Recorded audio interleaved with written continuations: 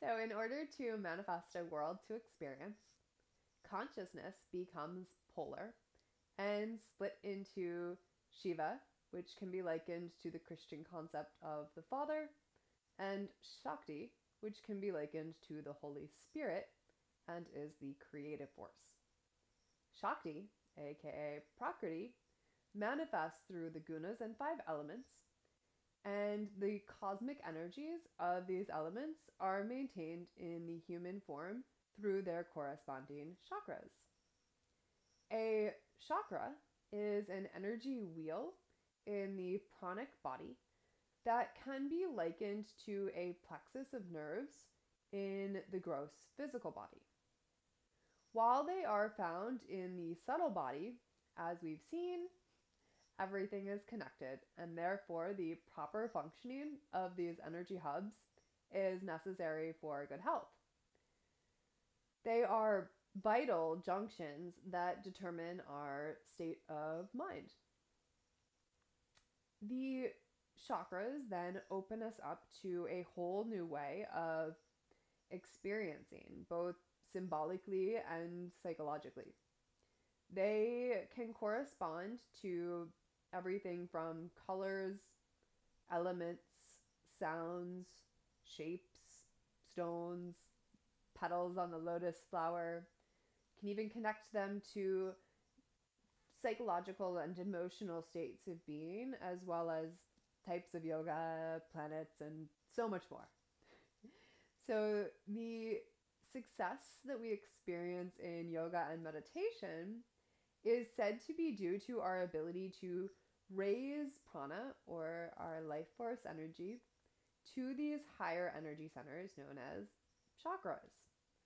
So the 72,000 nadis, which include Ida, Pingala, and Sushumna, pass through many energy centers throughout the subtle body.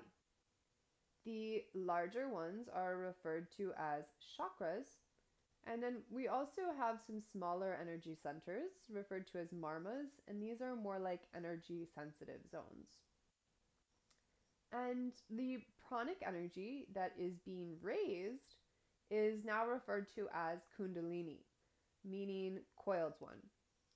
It can be understood through the first law of thermodynamics that says that energy is never lost. It can only be transformed into other forms of energy. So, energy is equally energetic, whether it is kinetic, which is energy in motion, or potential stored energy. So, only its form differs.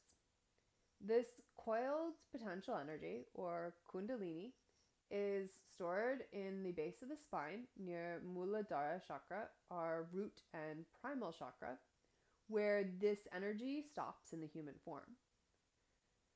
So, as with all poles of energy, however, an opposite energetic action must exist.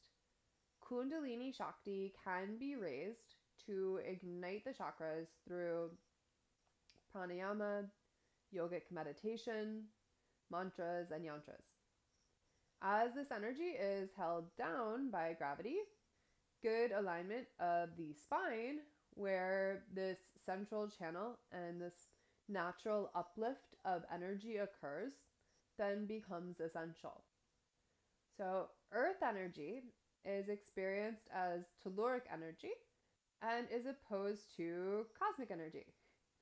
So, as such, the hands and then the feet as well should face up and away from the earth or floor during meditation practice. The hands and feet release much energy, which is needed to harness and raise the internal energy during practice. So if we think about massage and energy work as well, we transfer and work with energy with the hands. And we're moving energy out of the body through the hands and the feet as well.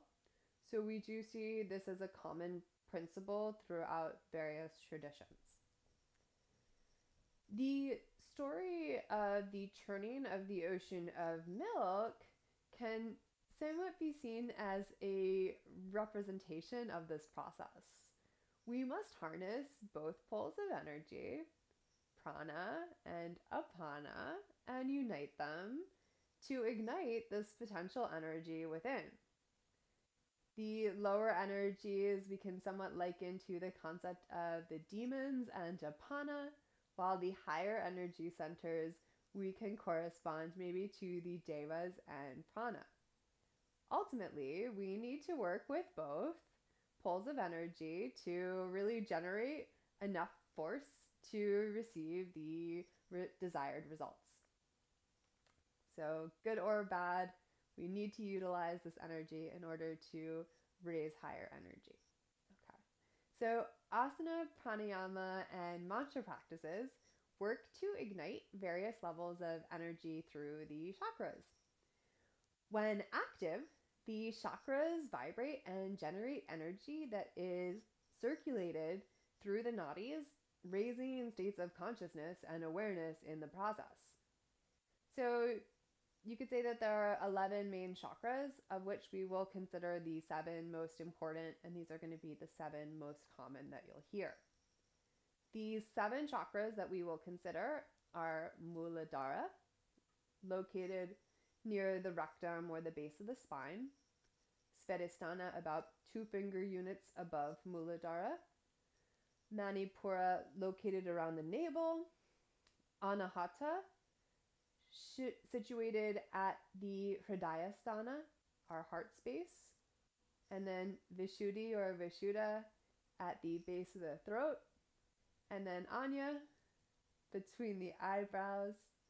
Sahasrara is said to be located above the palate and then also correlates with the crown of the head. Okay, so each chakra contains within it cosmic energy and intelligence that is ignited through specific practices.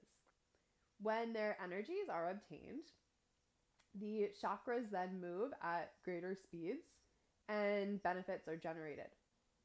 So pranayama practices in particular have a powerful effect on these energy centers as they work with the pranic body.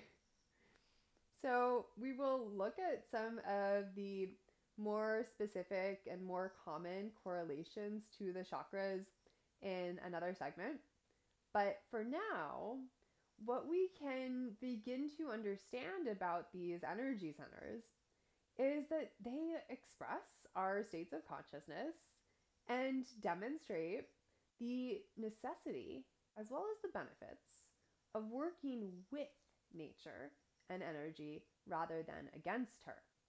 Rather than moving through life with force, we must move through life with the existing energies, going with the flow or remaining in the Tao, so to speak. And this is the beginning of akarmic action that does not produce more karma. And this is one of our goals in yoga as well. So we'll end here. Namaste.